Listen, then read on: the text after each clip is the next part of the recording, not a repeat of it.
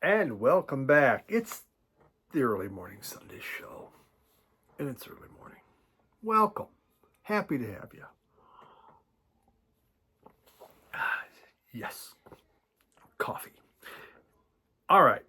I had just the worst batch of records ever. They are so crappy. I don't know why anybody would ever watch this. I mean, they're god-awful. No one ever says that. Actually, I got a great batch of records, but it would be kind of fun just for someone to start a video and just say, I found the worst records if possible. I mean, these are, the worst thing from humanity's ever recorded. And I want to play that for you right now. That would be kind of a fun introduction. But I only got good stuff, so I can't really say that, in good conscience, because I'm just going to give you great stuff. That's what I'm going to do. So, yeah. Let's do that.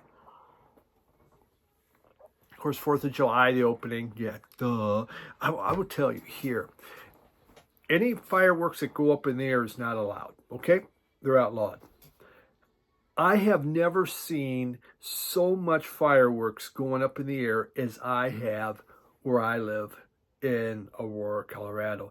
Every single block. I mean, it was incredible. It was like World War III happening. There was so much. Bam, bam, bam, bam. So much for Wyoming sells a lot of fireworks to Colorado's. And, I mean, it was, I'm 65, been around. I've seen a lot of 4th of Julys. I've seen what they do on neighborhoods. Nothing was like this. It was just everywhere, and I'm trying to go to bed 10 because I got, get up at 4, and it's just nonstop. Luckily, when I fall asleep, I mean, it don't matter. I mean, I could sleep through a hurricane for my first 3 hours. After that, I don't sleep worth a darn. But fireworks everywhere, so interesting. I went to a concert this week. I went to a group I really like, a newer group, Blushing. I've talked about them. There's their t-shirt, Blushing. Had another one too. Played, and so I did a video on it that almost nobody watched in the whole world.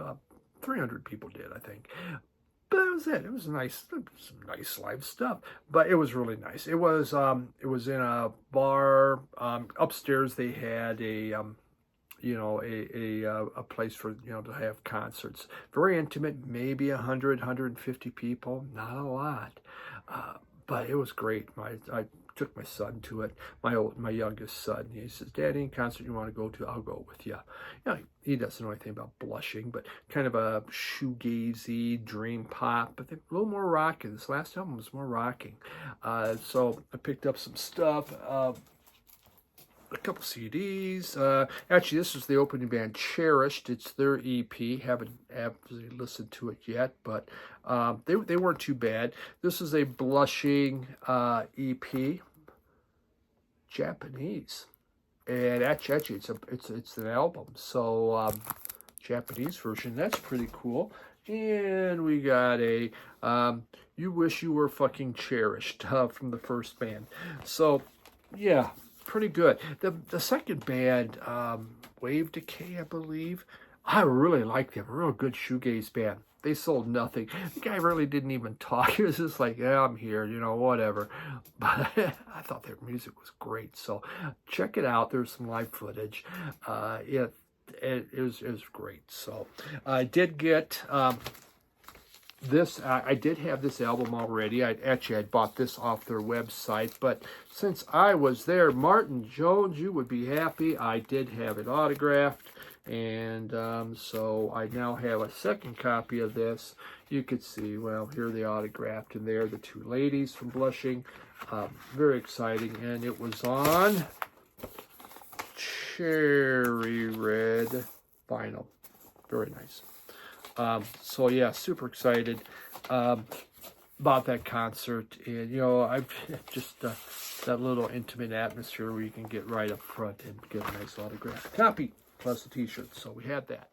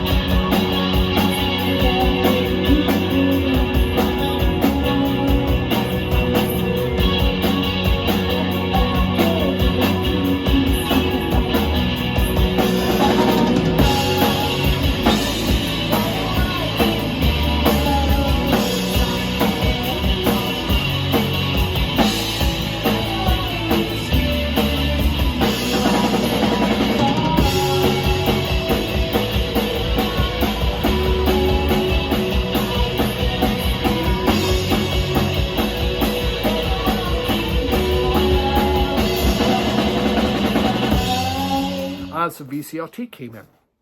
Chance, concert buddy. He's just been a great friend in the VC. I hope he gets up here to Denver because he's just a guy I really would love to meet, to hang out with, and talk with. He has his Vinyl Community podcast going on, which are actually quite good. He's very good at it. He's done all these interviews, and he's excellent at interviews. Great guy. But he sent me, he said, you've been showing a lot of rap, the early stuff. And he sent me this. This is great. 30th anniversary of Snoop Doggy Dogg, Diggity Dog. I was going to buy this. And so I'm super, super happy to get this thing. Doggy style, not Diggity Dog, Snoop Dogg, Doggy style. Excellent. So very, very happy to have this wonderful note on here. We will review this in an upcoming episode. And he sent me, I used to have this, and I lost it in the flood, Ella and Lewis. Both of them just excellent. I love Louis Armstrong was one of my very first cassettes I ever bought. I didn't know who to buy, but I was playing trumpet in band, horribly by the way. But Louis Armstrong, he plays a trumpet, so I bought that, and it was a wonderful world. But yeah, it was great, and of course Ella. So great stuff. So please check out Chance's channel, Concert Buddy, and check out his podcast, their Vinyl Community Podcast. They are excellent. Really nice guy. Absolutely think the world of Chance. I've watched him since his channel started, and have communicated with him. So my records all fell down. Makes me sad. So yeah, thank you, Chance, very much for that. Okay, first one, brand new record. This just came out. I pre-ordered it, and I got it in. Hermanos Gutiérrez, and it is Sonido Cósmico, Cosmic Sounds, and it is Brothers Gutiérrez. So you're going, wow, you got some Latin music. Well, here's the funny part. These two brothers, they're from Switzerland. Yeah. Switzerland. Do they look Swiss? No. You don't see cowbells. You don't see, lederhosen or anything like that. These are the least looking Swiss guys I've ever seen. Their parents were from Ecuador. They moved to Switzerland. So, obviously they speak very good Spanish. Alejandro and Esteban Gutierrez. I'm probably saying that wrong. That's okay. So, Esteban, he's the oldest one. And by age 9, he had learned to play classical guitar, and he also picked up Latin style. But then he began surfing. Now, I don't know, they're in Switzerland. Where do you surf in Switzerland? I don't, how do you do that? I don't know, but somehow, I guess they must have had money when on vacations to surf. But he really became inspired by the surf guitar and Jack Johnson, and so his guitar styles really changed from the classical. His brother, on the other hand, Alejandro, he was self-taught, and he learned to play through YouTube videos. So hey, YouTube, way to go! Taught him, and he's 8 years younger than his brother. They put out 6 albums. The first 3 were Latin. The next 3 were Western. A Western feel to it. See, they had taken a vacation to the Southwestern United States and Mexico, and they got inspired, really inspired. And I bought their last album, and I was just blown away by it. It was so good. And this one's too. They do instrumental, only instrumental, but the music is so lyrical. It doesn't really need words. It just flows, and it feels right.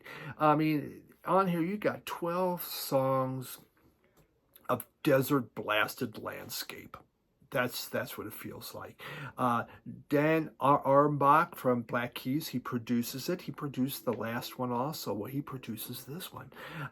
The music, it is spiced with, there's flamenco in there. There's cumbia, from South America. You have those feelings within it, besides that surf guitar and that Western feel.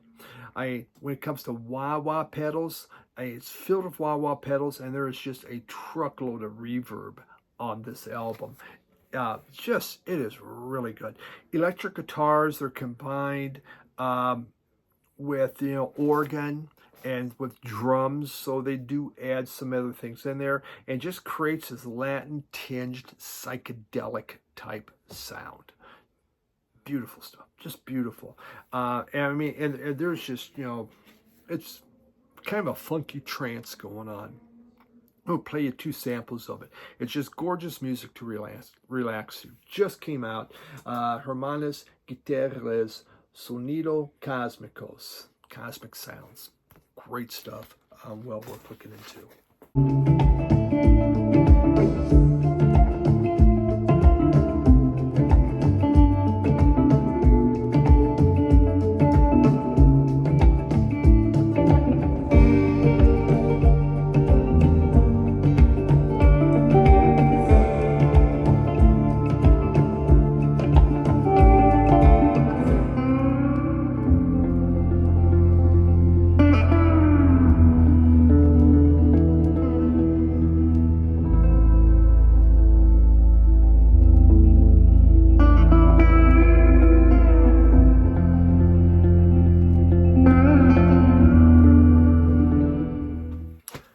Here's something exciting. I used to have this, and I had a repress of it. I got an original, the Angry Samoans. I'm excited. Now, this was the repress I had. I'd saved the vinyl because this is an important punk album as far as I'm concerned, and something I needed to have. And I finally found it at a good price on Discogs. I was just shocked. Yeah, and it sounds great. There's nothing really wrong with it. The spine, but I knew that was coming, and that's okay. So Angry Samoans, they're from Van Nuys, California. They formed in '78. They're part of that first wave of American punk bands coming out, and it was formed by by a rock writer called Metal Mike. Was it Metal Mike Soundress, I believe? He just goes by Metal Mike on here. Him and his brother, Bronza Blake, something like that. They had actually, in 1969, they put out an album. They were in high school. They put out a 14-track garage rock album in '69. So these guys had been around. Well, in '78, they formed the Angry Samoans. And their very first gig was with Rocky Erickson. Except Rocky didn't show up. I guess he was sick or something. So the band there, Rocky's band, had to do the vocals. But they actually got to know Rocky and became pretty good friends with him. Back from Samoa. I don't think I have. Nope, I don't have an inner sleeve or anything on here. Back from Samoa is their first full-length album. And it's 14 songs done in just 17 minutes. We're talking classic punk here. It is packed with heavy distorted guitars and just a hard driving drum beat. I mean, it just pounds at you. Very punk. It begins with the song, Gas Chamber begins with. Then you got the Todd Killings. Then comes the Light Out. And on Light Out, I mean, the lyrics, get this, it goes, stick a fork in your eyes and possibly brain and try a taste of life. Try a taste of life the lights out way. Wonderful stuff, just wonderful. We got steak knife, tuna taco, coughing case, you stupid jerk. That's the Old Man's Fatso is on here. They saved Hitler's cock. I mean, it's a classic. Yeah, this is just amphetamine power chords going on. It's faster, louder, and believe it or not, briefer than the Ramones, but it is fast. Absolutely not politically correct. If it came on right now, it would just be, there'd be riots in the street about it or whatever, but at the time, it was fine. This is a classic punk album, an important punk album to have. And, I had that reissue and I was very happy, but to get an original, for me, it just means a lot. So happy to have it. Angry Samoans and Back from Samoa. Great stuff.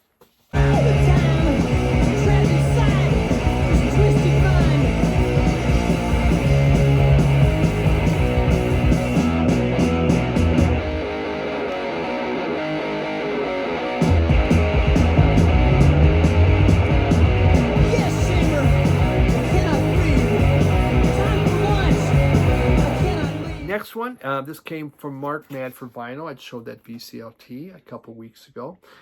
So he sent me a couple albums. So this is the first one that I will review. This is original Sufferhead from Fela Kuti. This album came out in 1982, and this is a 1984 American press. I mean, Fela now, by the 80s, was becoming big enough that all these other countries were taking the stuff. This is the first recording he did with Egypt 80. So he had Africa 70, but he disbanded it. And now he brought on Egypt 80. And the Egypt 80, his new group, they were able to do more complex compositions. They were better at it. There's a lot more organ in that going on within here, and more Western song structures. Fela was trying to up his stuff, get it more accepted. And again, original Sufferhead is just excellent. It's 22 minutes, one song. It has just this great groove, as usual, is what you would expect. And, you know, it deals about just, you know, the conflict that's happening in Nigeria and the lack of basic necessities from a country that was extremely wealthy with petroleum. And so it's, why isn't this being passed down is what it's about. You know, why are they still a third world type status? Wonderful stuff. Now, this on the other side, they have Power Show. It's about 15 minutes, a lot of organ. That's a throwaway. Probably one of the crappiest Fela songs I've listened to. I did not like Power Show that much. But original Sufferhead, that's a classic. It's an important song by him. And so, yeah, great stuff. Thank you, Mark, very much for that.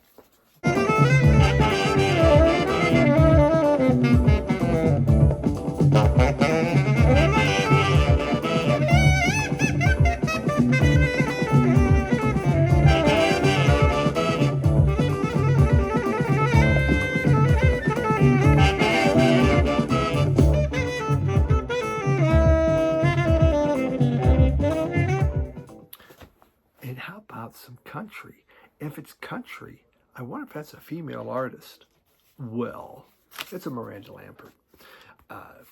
Find me, please. I'm trying to get rid of credits and stuff. And so we have this wonderful, it doesn't open, but I do have, look at, wowzers, huh? Ain't that something? Ain't that something special? Yeah, inner sleeves. It's a 2-album set. Miranda Lambert, you know, she's born in 83, and by age 18, she had put out her self-titled debut album. So got going really early. 2003, she was actually 3rd on the Nashville Star TV show that was on, like, I don't know what station. It was on some station. She's done 8 albums, and this is her 3rd album, Revolution, came out in 2009. This thing is, what Miranda Lambert really does well is she has rock roots. I mean, you can feel it. She's from Texas, but she just knows how to rock. And this is no exception. It's filled with these growling, grinding guitars and thunderous rhythms. But she also does a lot of ballads on here. But like White Liar just starts off, and I'll give you a sample of that one. It's just an excellent song. Me and My Cigarettes is on there. The Airstream song. She talks about broken relationships, but from the woman's perspective. And, you know, just like, you know, we don't need this guy around. And it's just, you know, wonderful stuff. You know, the ballads do highlight it. And they're good. And that's coming from a guy that's really not into ballads. But she does have a softer side. And that's what she's trying to show on this. Now, here's the interesting. So I'm going to play you 2 tracks. They're the same song. The first one, this is the 45 RPM album. I didn't realize that or whatever. Put it on, playing it, and go, well, who's this guy singing? I mean, his voice isn't that bad, but where's Miranda Lambert? Then I find out, oh, it's 45 RPM. Put it up to that. Okay, she sounds great. So the first track's at 45, listen to Miranda. The second one is Miranda at 33 RPM. That sounds like not a bad sounding guy, really, quite honestly. The music didn't sound that bad at 33 RPM. So Yeah, how about that? You know, you can play this, you can have a whole different record at 33 RPM. That sounds decent. Find out for yourself. You better be careful what you do. I wouldn't want to be in your shoes if they ever found you well. You better be careful what you say. It never really added up anyway. I got friends in this town. Hey, why truth comes out a little at a time. In your shoes if they ever found you well. You better be careful what you say. It never really added up anyway. I've got friends in this town. But this is an interesting one. I don't know how long I've had this one. Oh, there was a record distributor going out of business, and so someone would get some stuff really, really cheap. This is Björk. Björk. It is a 12-inch single. Harris Pilton, if you're watching, look at me. I got a 12-inch single I'm showing. Look at that. Look at that. Wow. Isn't that something? Cosmogony, something like that. That's what it's called. Came out in 2017. Ambient pop, possibly, again, single. One side is with orchestration. One side is a cappella with a choir. And that is beautiful. It's just stunningly beautiful, I thought. And I'll play you that part of it. And this is part of the biophilia concert that she had going on. And the choir is Hamo Rahilo. Bjorn, I know you're watching Bjorn, probably one of the first ones. In Iceland, what is it? Hamo Rahilo. It's a choir. It must be a famous choir from Iceland. I don't know. Bjorn's from Iceland. This is really good, though. The recording, though, sadly, is very muddled. The sound quality sucks. And the reason, I'm sure, I mean, look at all that stuff on there. I mean, I think it really affects it. So, yeah, it's more for looking, shall we say, than playing. But it is quite beautiful. And, you know, I think it'd be nice. Actually, I'm interested in that whole album because it's gorgeous stuff. So, Björk.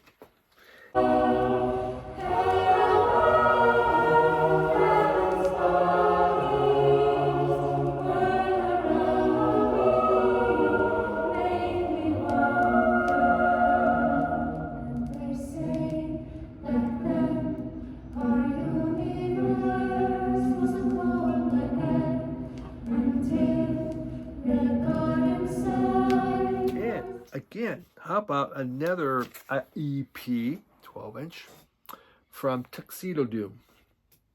And this is Scream with a View. What do I know about them? Zero. But I do know. There's their label. That's nice. Tuxedomoon. They're out of San Francisco. Started in 1977, and they are still playing. How about that one? They are an experimental post-punk band. Experimental's the key word here, shall we say. Kind of a cabaret, no-wave type sound, which they use a lot of violins, guitars, and screaming vocals. It's different. They've done 13 albums. I don't know if any have really sold. This EP is from 1979. And to them, their mantra was, anything that sounds like anybody else was taboo. I will promise you, this does not sound like anybody else. They did really well at being original with the whole thing. I mean, it's just filled with a lot of strange, odd noises. Theatrical, I think you could call it. Strange, but interesting. And there's that word interesting. Interesting can take on so many connotations, you know. Yeah, it's not one I would play a lot. It's something different. Something, someone comes over your house. Hey, listen to this. And then you can pretend like, oh, you don't get it? Oh, really? I don't understand. And thus, you put yourself at a higher level as your guest by saying that you totally get what they're trying to say and do here. And you can understand why they just think the music sounds like crap. Yeah, so that's an important album that way. But yeah, here we go. Tuxedomoon, Scream with a View. Yeah, at least this one did tell me 45 RPM. Miranda did not. Yeah, so I did not play this in 33.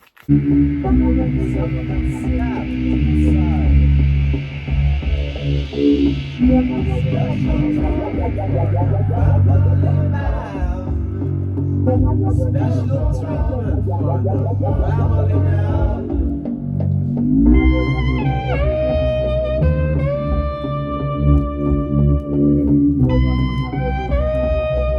So that's what we got this week.